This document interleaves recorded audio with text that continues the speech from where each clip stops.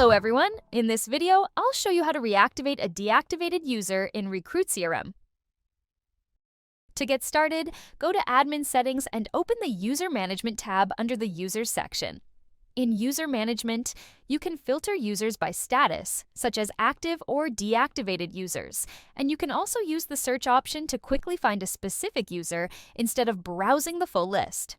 Once you find the user you want to reactivate, click the pencil icon next to their name. In the panel that opens, click the Reactivate button at the bottom left, then enter the email address of the user you want to reactivate. After entering the email ID, click Reactivate User. Once the invitation has been sent, clicking the pencil icon again will display the Recent Reactivation Email option. This option remains visible until the user accepts the invitation and joins the account.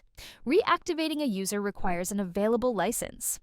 If your account has unused licenses, you'll also see a message at the top showing how many are available.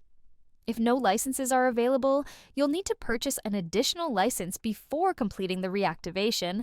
From here, you can either invite new users or adjust the license count.